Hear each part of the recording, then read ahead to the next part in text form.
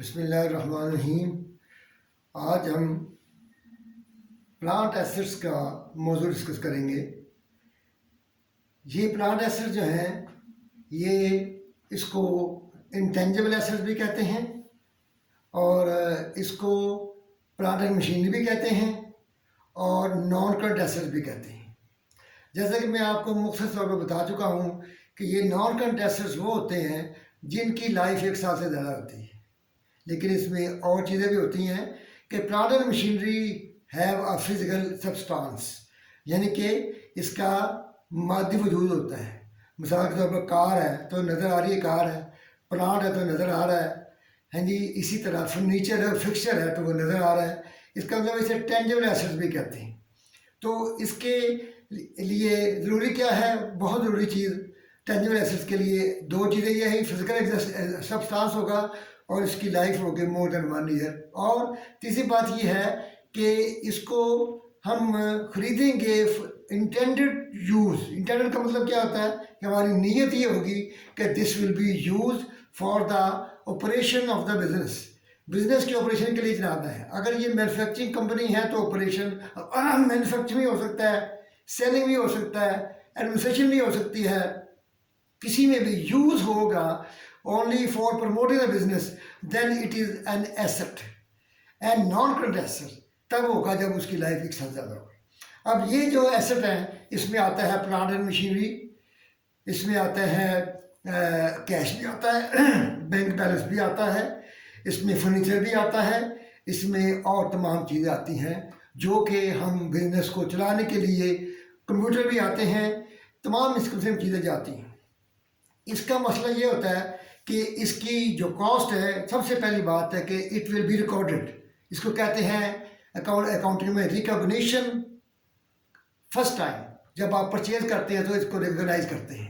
Recognise क्या करते हैं कि इसकी कॉस्ट क्या होगी। तो कॉस्ट में मैं आपको बता दूं कि परचेज कॉस्ट, अगर ये फर्स्ट करें बिल्डिंग है, लैंड है, बल्कि कहना चाहिए लैंड है, तो इसकी परचेज कॉस्ट, इसकी अपना रजिस्ट्रेशन की सारी कॉस्ट, इसके इंतकाल की, ट्रांसफ़र ऑफ टाइटल की कॉस्ट, इसके प्रॉपर्टी डीलर की कमीशन, और इसी तरह इसका अगर उसके ऊपर कोई बिल्डिंग टूटी फूटी है, उसकी ज़मीन नामुहार है, उसको ठीक करने के लिए जितना खर्चा आएगा वो हम तमाम को लैंड को डेबिट कर देंगे। तमाम की एक लिस्ट बनाएंगे, इसकी एक कॉस्ट हम जो है वो क्या करेंगे, लैंड डेबिट होगा और कैश या बैंक जिसको आप देंगे वो क्रेडिट होगा। लैंड जब डेबिट होगी तो लैंड हमारे बुक्स पे आ जाएगी।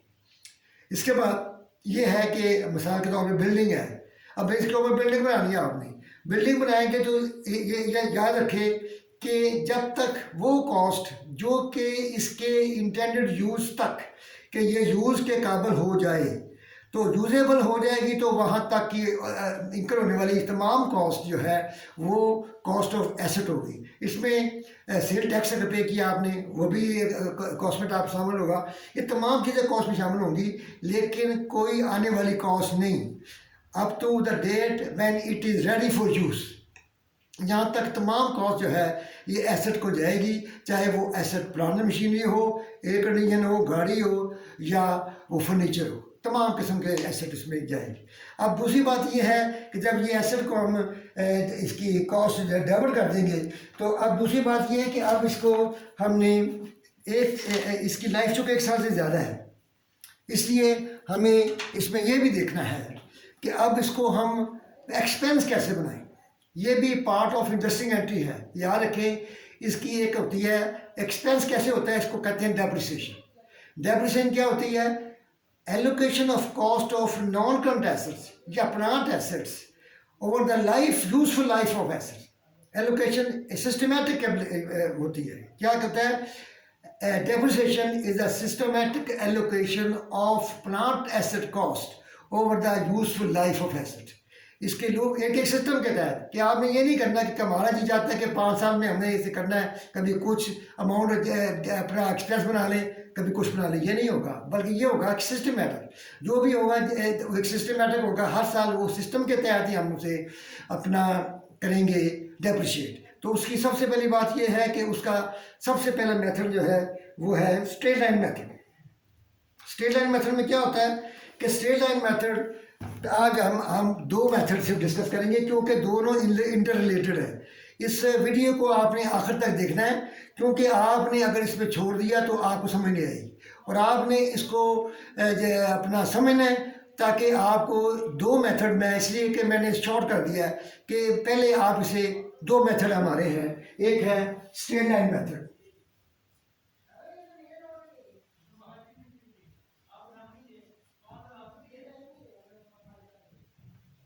इसमें एक होती है जी डेप्रिशिएबल कॉस्ट। डेप्रिशिएबल कॉस्ट किसको कहते हैं?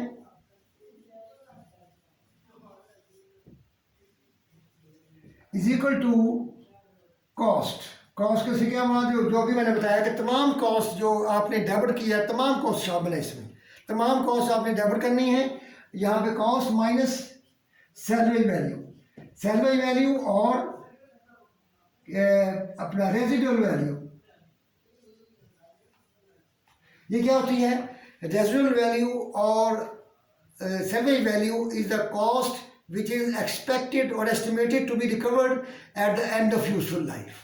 इसकी यूजफुल लाइफ पे जो हमें रिकवर होगी, जो हमें बेचेंगे मिलेगा, उसको कहते हैं सैलरी वैल्यू। यानी कि सैलरी का मतलब एक्चुअली होता है रद्दी, खराब चीज़, लेकिन इसका मतलब आप नहीं समझ जो मैं बता रहा हूँ कि eight the end of useful life जब वो एसेट आपकी लाइफ खत्म हो जाएगी उसकी, तो आप अगर उसमें बेचना चाहें तो जो अमाउंट हमें मिलेगी वो आज हम एस्टिमेट कर रहे हैं 5 साल पहले या 6 साल पहले या 20 साल पहले, जितनी भी लाइफ है, तो वो अमाउंट जो है उसको कहते हैं सैलरी वैल्यू। तो सैलरी वैल्यू चूँकि हमें रिकवर हो जानी है इसलिए उसको माइनस कर देंगे, तो इसको कहते हैं डेप्रिशिएबल कॉस्ट। आपसे पूछे क्या होती है तो आप कहेंगे cost of asset minus residual value. ठीक है जी। और अब डेप्रिसिएशन निकालनी हो, ये डेप्रिशिएबल कॉस्ट है। Depreciation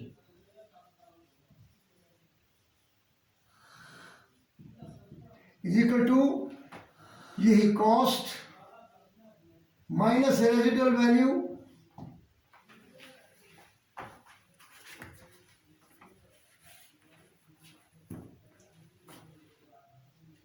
divide by life. ये लाइफ जो है इसके लिए डेप्रिसिएशन के लिए हमें ज़रूरी किस चीज़ की ज़रूरत है? कॉस्ट, रेजिडुअल वैल्यू और लाइफ। लाइफ कभी देता है, कभी परसेंटेज देता है। अब मैं कभी लाइफ को डिस्कस करूंगा। लाइफ देता है तो इसका मतलब ये है कि आपका एक एसेट है, आपकी बुक पे के बारे में उसकी कीमत है 13,000 का हमने खरीदा है एक एसेट, और ये बुक में लिखा हुआ है, इसको वहाँ से आप देख लें, और इसकी रेजिडुअल वैल्यू है 1,000 रुपया। तो इसका मतलब है इसकी 12,000। आपसे पूछे कि इसकी रेजिडुअल वैल्यू कितनी है, इसकी अपना डेप्रिशिएबल कॉस्ट कितनी है, तो आप कहेंगे cost minus residual value is equal to 12,000। तो ये 12,000 आपने इसको समझना है कि ये रेजिडुअल वैल्यू है 13,000 माइनस 1,000 इज इक्वल टू 12,000। ठीक है जी, ये है रेजिडुअल वैल्यू। अब आपने निकालनी है डेप्रिसिएशन। डेप्रिसिएशन एक्सपेंस जो है हम हर साल उसको चार्ज करेंगे, और तमाम एसेट की कॉस्ट को अगर इकट्ठा कर दें तो वो हमारी ये 5 साल का जो एक्सपेंस होना है वो 1 साल में कर देंगे तो हमारा प्रॉफिट कम हो जाएगा। तो ये गलत होगा, ये इंटरनेशनल अकाउंटिंग स्टैंडर्ड की नफ़ी होगी, और दूसरी बात है कि ये मिस स्टेटमेंट ऑफ अकाउंट्स होगा। तो इसलिए आप इसको बचने के लिए क्या करेंगे कि इसके एसेट को एस्टिमेट करेंगे। हमें एस्टिमेट करने की इजाज़त देता है इंटरनेशनल स्टैंडर्ड बोर्ड कि आप इसको अपना एस्टिमेट करें। कॉस्ट एक्चुअल है, लाइफ एस्टिमेटेड है, और रेजिडुअल वैल्यू एस्टिमेटेड है। तो हम इसको जब क्या करेंगे, डिवाइड करने की जो फर्क करें वो कहता है इसकी लाइफ है 5 साल, 5 ईयर्स। तो 12,000 तकसीम 5 करें तो कितना आता है जनाब? 12,000 तकसीम 5 आता है जी 2400। ये डेप्रिसिएशन है। This is depreciation for 1 year. ये हमारी डेप्रिसिएशन, हमने वहाँ 1 साल की डेप्रिसिएशन होगी। तो आपसे कोई डेप्रिसिएशन पूछे तो आपने ये बताना। अब एक टेबल बनाएंगे हम, जिसमें हम बताएंगे कि इसका वो टेबल जो है वो बुक में बनाऊंगा, थोड़ा सा मैं चेंज करूँगा, तो उससे आपको ये बेहतर समझ आएगी इंशाल्लाह।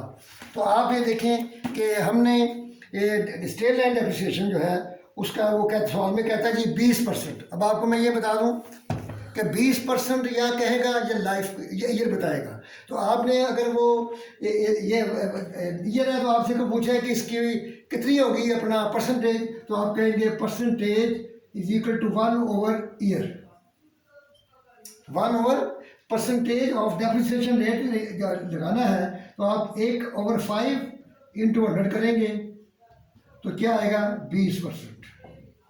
ये 20% रेट होगा, या तो आपको ये 20% बताएगा या आपको 5 रेट बताएगा। दोनों से अगर ये 20% बताता है तो आपने 20% को इससे मल्टीप्लाई करना है, 0.2 को इससे मल्टीप्लाई करना है, और अगर ये 5 बताता है तो इनसे तकसीम करना है। तो इसलिए ये दोनों का जवाब एक आएगा। आप मल्टीप्लाई कर लें तब भी 12,000 से 20% को मल्टीप्लाई कर लें तो इसका जवाब आएगा 2400। इसको डिवाइड कर लें 12,000 को 5 में, जवाब आएगा 2400। तो इसलिए सेम क्वेश्चन। तो आपको जब स्टेट एंड डेप्रिसिएशन बताएगा दो चीज़ें बताएगा, रिजर्व वैल्यू कॉस्ट और परसेंटेज ऑफ डेप्रिसिएशन और लाइफ ऑफ द एसेट। तो ये अब जब हमने कर लिया तो हमारे पास अब टेबल बनाने के लिए जगह है, तो हम इसका टेबल बनाते हैं और आपने इसको टेबल देखना है। ये 5 साल उसकी लाइफ है अकॉर्डिंग टू क्वेश्चन। तो वो 2017 से हम ईयर लिखेंगे पहले,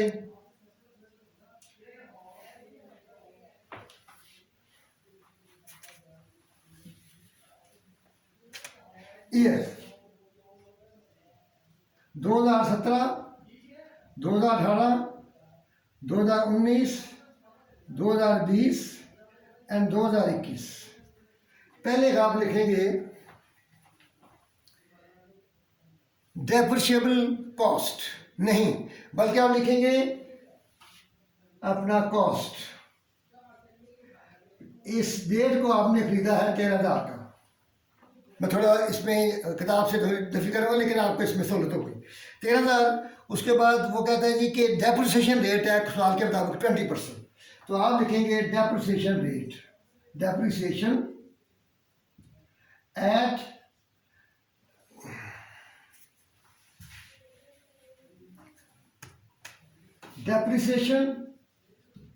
द रेट ऑफ 20%।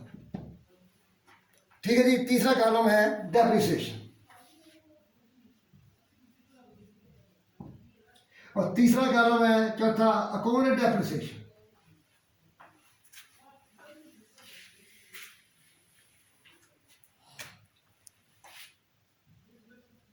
पांचवा कॉलम है बुक वैल्यू एंडिंग। तो ये कॉलम हमारे बन गए 1, 2, 3, 4, 5 और 6। ये 6 कॉलम बन गए हैं। तो हमारी 13,000 कॉस्ट है, डेप्रिसिएशन इसकी बनती है उसके मुताबिक 2400, जैसे अभी आपने बताया 2400 बनती है। तो आपने यहाँ पे लिखना है, ये हमारा गलत बन गया, डेप्रिसिएशन अकोमोडेशन और बुक वैल्यू। तो 20% इसका लेंगे 2400 होता है। तो आप क्या करेंगे, चूंकि हर साल हमने ये लेनी है तो 2400 हमारा हर साल चार्ज करेंगे। 2400, 2400 और 2400। ये हमारा 1, 2, 3, 4, 5 और ये 12,000 बनेगा। इसके बाद कमुलेशन आती है, वो हो यहाँ लिखना था 2400।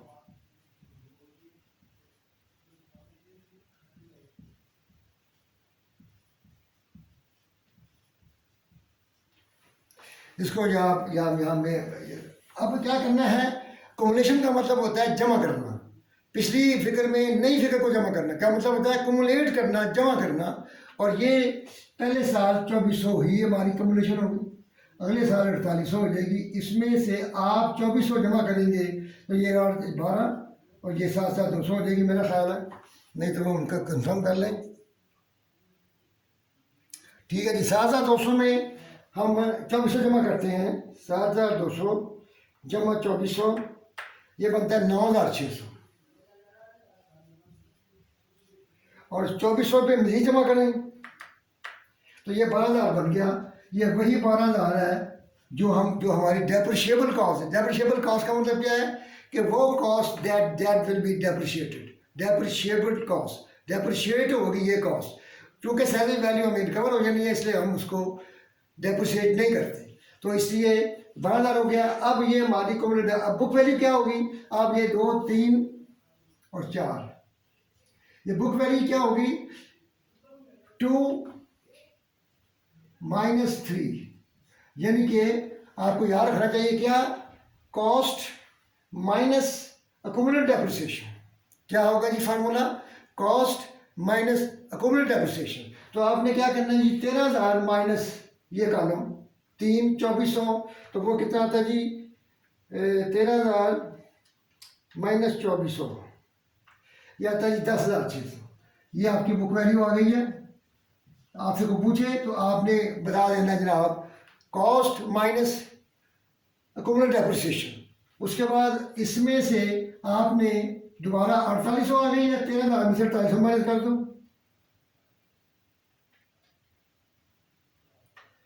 12,520। उसके बाद 7200 आती है, इसको 13,000 भी माइनस करना आपने तमाम को, 13,000 माइनस 7,200, 5,800। ठीक आ रहा है जी, ये टोटल खत्म नहीं हो रहा, ठीक है जी। उसके बाद आप 13,000 में से 9,600 माइनस करेंगे,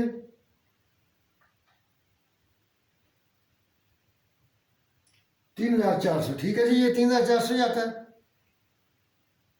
हाँ जी 3,400। और फिर 13,000 में 12,000 माइनस करके 1,000 आएगा। ये 1,000 वही है जो डेप्रिशिएट नहीं हुआ, जो कि सैलरी वैल्यू है। ये हमेशा सैलरी वैल्यू एंड पे आप बचेगी, अगर ज़ीरो है तो यहाँ ज़ीरो आएगा, जो अमाउंट है वही आएगी। तो इस तरह हमारा तो बुक वैल्यू निकालने का तरीका स्ट्रेट लाइन में ये है, बल्कि हर मेथड में यही है कि इसको आपने ये इस तरह बनाना है, क्या, cost minus accumulated depreciation, cost minus accumulated depreciation, और ये बार बार आपको बुक वैल्यू या कैरिंग वैल्यू यही होगी। इसके बाद आपने क्या करना है कि आपने इसको ये एंट्री पड़ेगी सिर्फ इसकी डेप्रिसिएशन की एंट्री क्या होगी, depreciation expense to accumulated depreciation. हम एसेट को वैल्यू कम करेंगे लेकिन एसेट को क्रेडिट नहीं करेंगे, क्यों मैं बताता हूँ आपको। पहले आप लिखेंगे इसकी जनरल एंट्री क्या है, डेप्रिसिएशन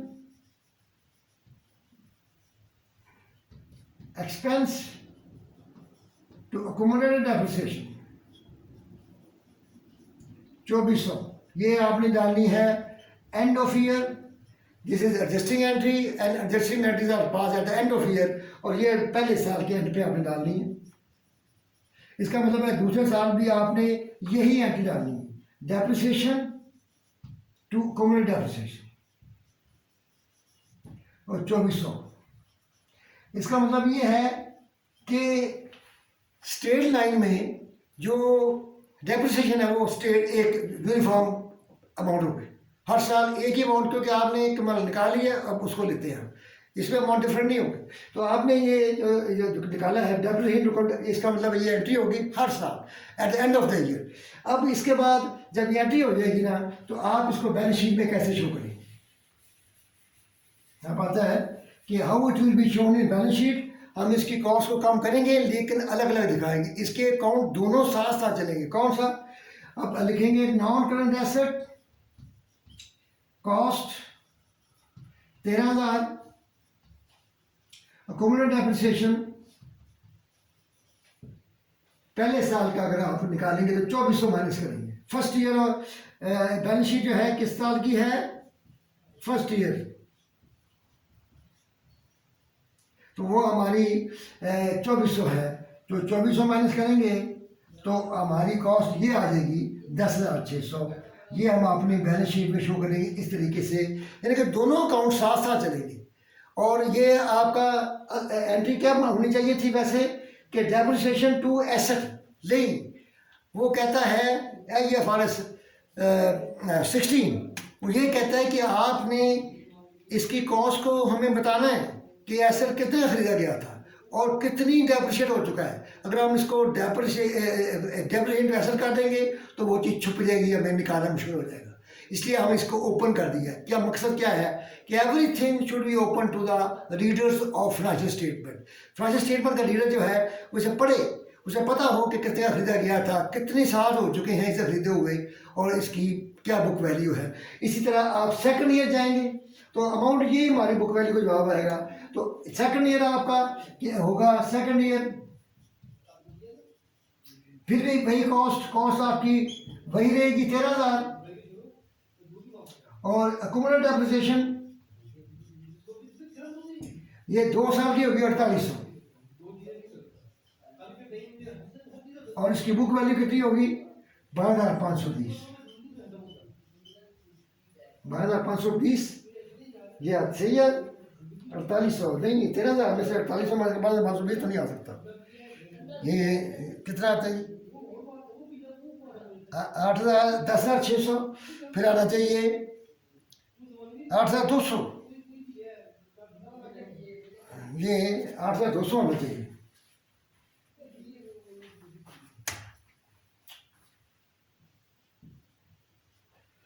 आठ 8,200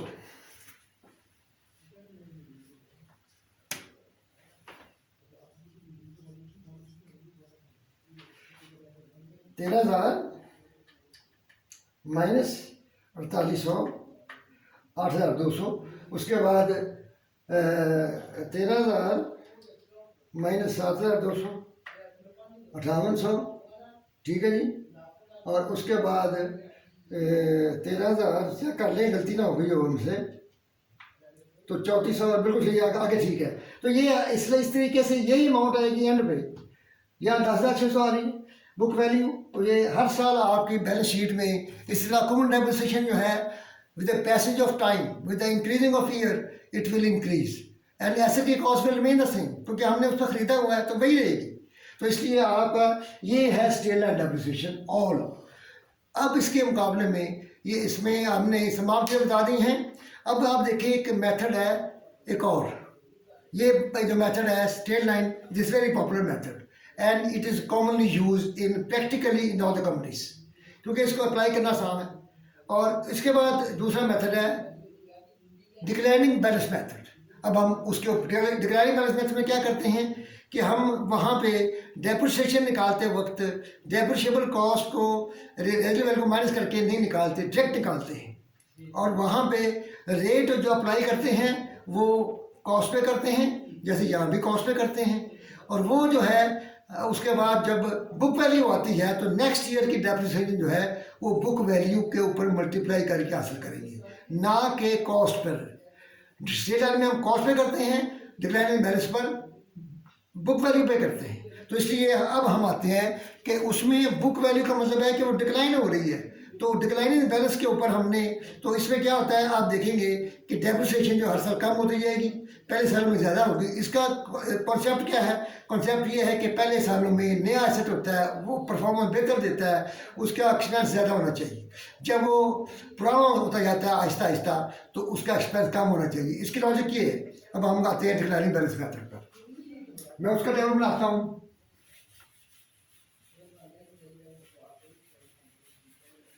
सवाल यही है कि क्या है, एसेट है 13,000 का, रेजुअल वैल्यू आसान से लफ्ज़ होने चाहिए, आसान से फिगर्स होने चाहिए ताकि आपको याद हो जाए। तो आप ये क्या करेंगे, फिर वही हमारा है तरीक़ाकार के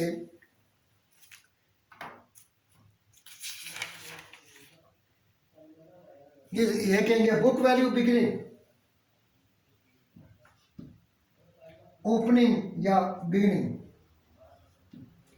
पहला क्या है जी, बुक वैल्यू ओपनिंग, फिर depreciation, accumulated depreciation, book value, ending. ये फर्क पड़ गया इसमें। अब 13,000 यहाँ पे आप लिखेंगे कि इसकी बुक वैल्यू का मतलब क्या है, value according to books. Start जब होता है एसेट रिकॉग्नाइज करते हैं तो उसकी वैल्यू वही होती है जो उसकी कॉस्ट होती है। साल के एंड पे उसकी वैल्यू बदलती है क्योंकि एडजस्टिंग एंड साल के एंड पे पड़ती है। उसके बाद वो कहता है जी 40% इसका डेप्रिसिएशन रेट है एट द रेट ऑफ 40%। तो 40% जब लेंगे तो इसका 40% कितना आता है जी? 13,000 का 40%, 5,200 डेप्रिसिएशन हो। इसका हम स्टेट नहीं बल्कि एक साल मुकम्मल करेंगे, फिर उसके बाद हम डेप्रिसिएशन निकाल सकते हैं, पहले नहीं निकाल सकते। 5,200 तो हमारी कॉम्बिनेशन भी 5,200 ही हुई। पहले साल कॉम्बिनेशन भी वही होती है और डेप्रिसिएशन भी वही होती है, और ये फिर फार्मूला वही है बुक वैल्यू का, कॉस्ट माइनस कॉम्बिनेट डेप्रिसिएशन। तो 13,000 में से माइनस करेंगे 5,200, ये आ गई है 7,800। 7,800 एंडिंग बैलेंस है, ये अपना ओपनिंग बैलेंस बनेगा अगले साल 7,800। वही हम इसके ऊपर 40% हमने जो रेट है वो अप्लाई करना है, 3,120 होगा। ठीक है जी, 7,800 पे 40% रेट जो उसने दिया हुआ है, 40% इंटू 7,800, तो ये 3,120 हो गया। इसका मतलब इसमें 5,200 तरीका बाकी वही है कि पिछले साल की कम्युलेशन में नई साल की कम्युलेशन को जमा करो। तो हम इसमें जमा करते हैं तो ये बनते हैं 8,320। 8,320 में 13,000 से माइनस करें, ये बनता है 4,680। 4,680, अब ये इधर ले जाओ 4,680, इसके ऊपर 40% अप्लाई करो, यह आता है 1,872। और इस 1,872 को 8,320 में जमा करो, 10,192। 10,192 में 13,000 माइनस करो, 2,808। वही बाकी वही तरीका है, only difference is the calculation of depreciation. बाकी कम्युलेशन का वही तरीका है, बुक वैल्यू का वही तरीका है। अब उसके बाद 2808 यहाँ पे आ जाएगा, इसके ऊपर 40%, 1,123, और 1,123 जमा करेंगे 10,192 में, ये बनता है 11,315। इसको माइनस करेंगे 30,000 में, 13,000 में से, ये बनता है 1,685। 1,685 को यहाँ लेंगे, इसका लेंगे 40%, ये आता है 674। हमने यहाँ 674 आता है, तो अब देखेंगे कि क्या बनता है। 674 आता है तो इसको जमा करें, जब 674 को जमा करें 11,315 में, तो ये आती 11,990। इसमें माइनस करें 13,000 में से, तो ये आता है फर्क 11 रुपये का फर्क आता है। ये मामूली फर्क होता है। यहाँ रहते ये जवाब 1,000 के लिए हम क्या करेंगे, इसको बढ़ा देंगे, 11 से 85 कर देंगे। ये छोटा सा जो एडजस्टमेंट है, ये जो है ये कोई गलत नहीं है, ये हमें करनी पड़ती है। 685 जमा 685 जमा 11,315, ये आगे 12,000। ये वही आएगी 12,000 जो पहले आई थी डेप्रिशिएबल कॉस्ट। इसका मतलब है कि जो मर्जी इस्तेमाल करें मेथड, आपकी डेप्रिसिएशन ये आप इसका टोटल करेंगे तो ये 12,000 आएगा, यहाँ 12,000 आएगा। ये चाहे डेप्रिसिएशन स्ट्रेट लाइन हो, चाहे सम ऑफ ईयर डिजिट या सॉरी डिक्लाइनिंग बैलेंस हो, तो ये 12,000 ही आएगा और यहाँ 1,000 ही आएगा, जो बेकार है। तो इसका मतलब ये हुआ कि ये जो डिक्लाइनिंग बैलेंस मेथड है, ये इसलिए ये इस्तेमाल किया जाता है कि उसका लॉजिक क्या है। लॉजिक ये है कि जनाब इसका जो एसेट है जब नया होता है उसकी परफॉर्मेंस बेहतर होती है, उसकी ज़्यादा कॉस्ट आती है। जब ये पुराना होता है उसकी कॉस्ट कम होती जाती है। और इस तरीके से ये अब, और इसका तरीका जो है बैलेंस शीट में वही है जो पहले बताया कि पहले साल आप क्या करेंगे, बैलेंस शीट में फर्स्ट ईयर कॉस्ट 13,000, अकुमुलेशन वो है 5,200, माइनस करें 13,000 में से माइनस 5,200, तो जवाब आता है 5,070। ये क्या आ रहा है जी, 5,200 माइनस करें 13,000 में से, माइनस 5200 तो 7800 आ रहा है, 7800 आएगा।